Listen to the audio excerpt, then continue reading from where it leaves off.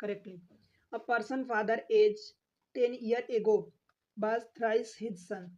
अ person father age कितने 10 साल पहले बोला है, तो भाई 10 साल पहले फादर की एज भी 10 में होगी कम ये, और सन की भी 10 साल कम होगी।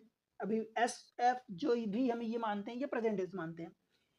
पर्सन फादर एज 10 ईयर एगो बस थ्राइस हिज सन, तो थ्राइस का मतलब हमने 3 गुना कर दिया, राइट।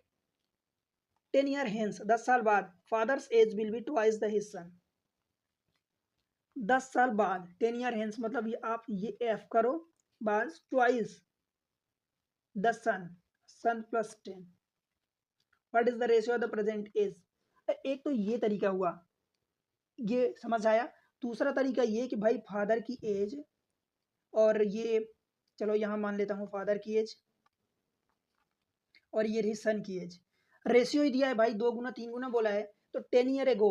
एक तो ये प्रेजेंट चीजें हो गई, ये प्रेजेंट की बात हो गई, हमने ये जो भी लिया है फादर एज मतलब पर्सन की फादर एज 10 ईयर एगो बस थ्राइस हिज सन, तो 10 साल पहले, यानी यहाँ से 10 साल पहले चले जाओगे तो फादर की एज और इनका रेशियो जो है 3:1 का होगा।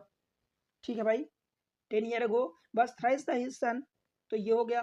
फिर 10 साल बाद, तो कहाँ से भाई 10 साल यहाँ से बाद, प्रेजेंट से 10 साल बाद, यहाँ से मत करना। 10 साल बाद देखो उसकी एज फादर की 2 टाइम्स हो जाती है, 2:1 हो जाएगा।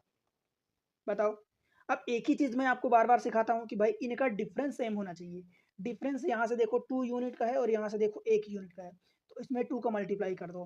तो जब इसमें 2 का मल्टीप्लाई करोगे तो ये क्या हो जाएगा, ये वाला तो वही रहेगा, 1 का ही मल्टीप्लाई कर रहे हो, तो ये 3:1 ही रहेगा, और ये 2 2 4 4 हो जाएगा।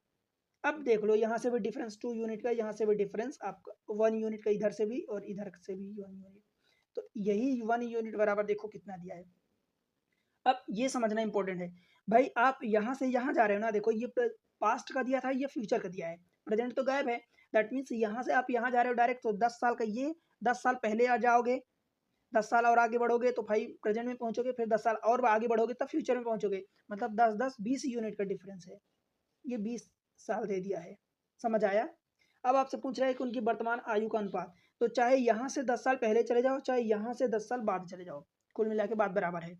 तो भाई एक की, अब देखो इधर से निकालो, तो 3 यूनिट एक की हो गई, और 10 साल बाद जाओगे तो भाई वहां से 10 साल आगे बढ़ोगे तो 10 ऐड करोगे, इसकी 1 यूनिट, और उसमें भी 10 साल ऐड करोगे, या तो आप ये आंसर निकाल लो। तो यहाँ से देखो यू की वैल्यू 3 रखोगे, 1 यूनिट वैल्यू 20 रखोगे, तो 20 3 60 10 70, और बटे 20 10 30, तो आपका 7:3 आंसर आ जाएगा। करेक्ट है।